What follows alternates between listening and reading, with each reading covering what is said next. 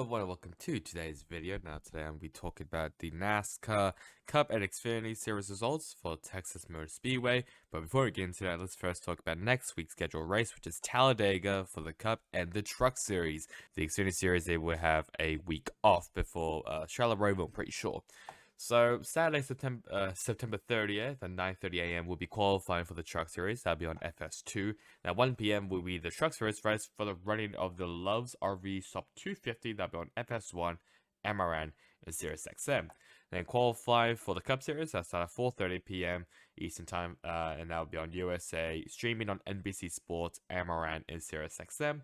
And then on Sunday, October 1st, at 2 p.m. Eastern Time, will be the Cup Series race for the running in of the Yellowwood 500. That'll be on NBC, streamed on NBC Sports, MRN, and Sirius XM. So with that out of the way, let's now talk about the Xfinity Series results. And the winner of the Xfinity Series race at Texas is John Hunter Nemechek. Then we have Parker Kligerman, Sammy Smith, Chandler Smith, Justin Allgaier, Cole Custer, Austin Hill, Sheldon Creed, Brendan Jones, and Brett Moffitt ran out of the top 10. And Ryan Sieg, Kyle Sieg, Ryan Ellis, Anthony Alfredo, and Kyle Weatherman ran out of the top 15. Two drivers failed to qualify, that being Blaine Perkins in the number 02 for Al Motorsports Chevy, and Gary Smithley in the number 4 JD Motorsports Chevy as well. One thing I want to talk about is not the multi-car wreck, which I'm pretty sure involved like Josh Berry and Austin Hill, but one which involved Brennan Poole. Now, pretty sure he spun on the front stretch. I can't remember if it was with help. I'm pretty sure it was with help. And spun out, going through the front stretch and hit the inside wall of a pit wall. I'm pretty sure it was the 44 car of Daniel Dye's pit wall that was hit by Brendan Poole. It was actually a bit of a hard hit, to be fair. So but luckily, I don't think anyone was injured or hurt with this. So at least that was a good sign, but a bit of a scary one, I'll be honest, for Brennan Poole. And also for the crew as well, of the number 44 Alpha Prime Racing crew of Daniel Dye, who pretty sure was competing in his first Xfinity Series race. So yeah, imagine that, just having your crew members' life at risk because of a car that spun out in the front stretch and hit it straight to your pit wall. So luckily, I don't think anyone was hurt to my knowledge. So at least that was a good sign. But either way, a very, very scary wreck. Either way for Brendan Poole, because it's that stuff rarely happens, that someone crashes in pit road. It's very, very rare occurrence now. I think one that definitely comes to my mind is Mark Martin in 2012. I'm pretty sure in Michigan. That's definitely something that comes to my mind of a crash happened in pit road, or Casey Kane in Pocono. I'm pretty sure in 2013. So, but yeah, luckily it wasn't scary. Luckily, I don't think any helmets or equipment really fell off and hit flew away and hit anyone's legs. That was a good sign. But let's now have a look at the other pitches outside of the top 15. Obviously, this was a bit of a boring race. I was looking on social media, a bit of a boring race, I'll be honest, from everyone. So, a couple playoff drivers, Darren Hemrick down in 24th, Josh Berry down in 27th. Pretty sure he was involved in that wreck. I'm pretty sure Trevor Bain was a part of. Who else? Jed Burton down 31st with a suspension issue.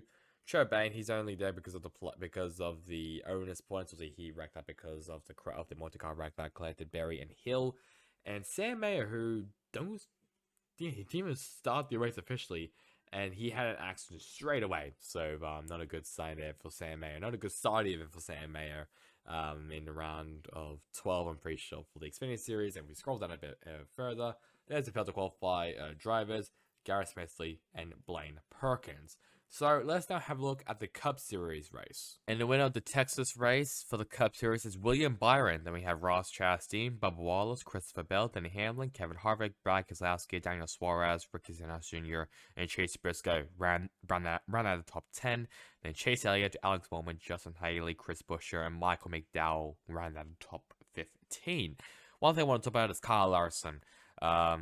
Once again, battling for the lead against Bubba Wallace, and he just lost it. He just spun out, really.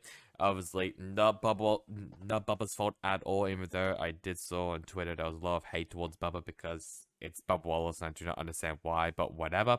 Yeah, Larson just lost it. That's all that really matters. It was not Bubba's fault. It was just Larson just losing it. Um, Pretty hard hit as well on to the back of the car. Um, I mean, luckily, I don't think he got a concussion from it. So, but this is, I mean, I'm just recording this right after it was that tech has been completed.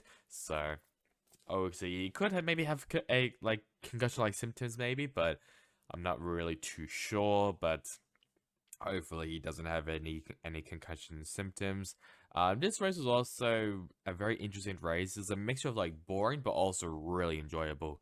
I don't really understand how else to really say it, but it was all right. It was just like a very meh Texas race. I still don't like Texas because Texas is such like a boring track that I just fall asleep to. That I don't normally watch Texas races because of the time. But still, I would not be disappointed if Texas is out of next year's schedule. Speaking of that, where the hell is next year's schedule, NASCAR? Where is it? Because we've been waiting for it. I'm pretty sure they said that the plug going to be announced in around like August or something. It is now September and it's almost up to October. Where is the motherfucking schedule, NASCAR? Whatever. Either way, not a good day for Larson. Considering that obviously he was battling for the lead, but then kind of didn't go too well either way for Larson. But also other stuff obviously also happened in this race, like Kyle Busch. I'm pretty sure he crashed out on stage one. Austin Dillon spun out as well. And it was a multi-car wreck that happened. Pretty sure that I think caused an overtime, but I might be wrong about that. Let's now have a look at the other finishes outside of the top 15. There's Carson Hocevar once again, who's having a great run right now with Legacy Motor Club. But I would not be surprised if he gets announced into a cup ride very, very soon. Not Eric Almirola, Martin Truex Jr., the first playoff driver outside of the top 15. He finishes out in 17th place, and Tyler Reddick 25th. Ryan Blaney 28th. He was involved in that multi-car wreck, I'm pretty sure. Kyle Larson, who basically spun himself out of the lead, and down 34th place, Kyle Busch, who crashed out, I'm pretty sure, at the end of stage one. Pretty sure also Truex spun out at the end of stage one as well, like at the very, very end, as soon as the green white checker fell. And then down in last place, Austin Dillon, who crashed out as well. Not a good day for Richard Childress Racing. Let's now have a look now at the Xfinity Series standings. So here is the Xfinity Series standings after Texas. Sean Hunter Nemechek locked themselves into the plus, including Justin Allgaier as well. Both of them locking themselves into the round of 8.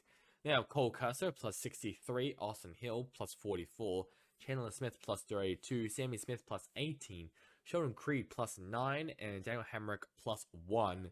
And there's only a 1-point difference between himself and Parker Kligerman, who's down in 9th place, and Jeb Burton minus 19, Josh Berry minus 27, and Sam Mayer minus 34. Now, according to my calculations on points, Sam Mayer is in a must-win situation, I'm pretty sure. Josh Berry, I think has a decent chance of making it via points. Jeb Burton definitely can make it via points, and Parker Kligerman can definitely make it on points. All he needs to do is just basically finish in front of Dan Hemrick by like 2 positions. Considering that the point system in NASCAR is a bit strange.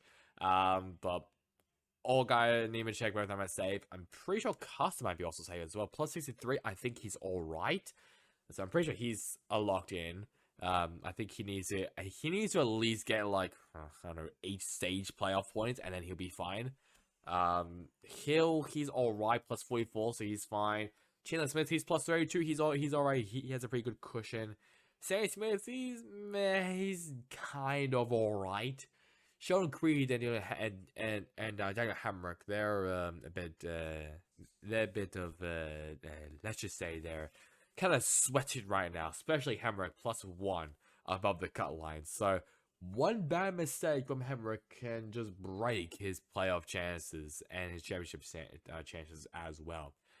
So yeah, it's getting pretty tight as we get to the final race for the Xfinity Series for the round of 12. But let's now have a look at the Cup Series standings. So here are the standings for the Cup Series. So William Byron, he locked themselves into the next round, or the round of 8. Then we have Denny Hamlin plus 37, Chris Buescher plus 22, Christopher Bell plus 20, Martin Truex Jr. plus 19, Ross Chastain plus 12, then Brad Keselowski plus 8, Kyle Larson plus 12.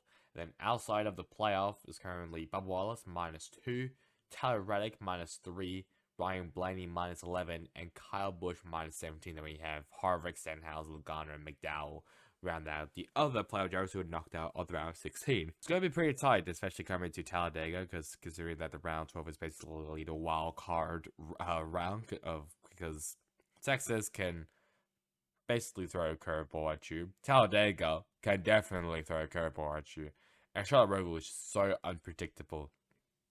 Hell, we could even see, I don't know, fucking like Ryan Newman win a race in regular racing equipment. That's how crazy it could actually, how unpredictable it can be in this round. Like, a big name could also be out. I'm pretty sure, like, definitely like a big name which could be out is Kyle Busch, who, I mean, he's not in a deep hole. If you catch it out in Talladega, then that's a massive deep hole. But at the same time, Kyle Busch did win a Talladega here I'm pretty sure, like, earlier this season. So could he maybe lock himself into round of 8? Not really too sure, but I'm a bit worried for Busch, considering, I mean, Talladega, he's alright in Talladega. Blaney, he's won Talladega before. I'm pretty sure he's actually won this race before. I'm pretty sure 2020, I think. Reddick, I don't like to consider him as a super speedway driver. Bob Wallace, however, he is definitely a super speedway driver. He was potentially going to be winning this race, pretty sure, like earlier this season, and he won here as well. I think last year, I'm pretty sure, or 2 years ago in 2021. So he can win in super speedway races. Larson, he's not that good in super speedway races. Keselowski, he's pretty good. He's he might be one of the best super speedway racers, I'll be honest, in this field. Chas Anthony, he's alright. Truex is alright. Bell, no. Buescher, he's greater than Hamlin. I mean, it's not really introduction for him. So, it'll be interesting to see how Talladega goes, especially for maybe 7th to 12th place drivers, but I'd be interested to see how that goes. So just a reminder that next week's schedule race is at Talladega for the Cup and the Truck Series. The Xfinity Series, once again, they'll be back here. They're back racing at the Charlotte Roval in a couple weeks' time. So that's really about it for me. Hope you guys enjoyed it. Catch you guys next time in the next one. Goodbye.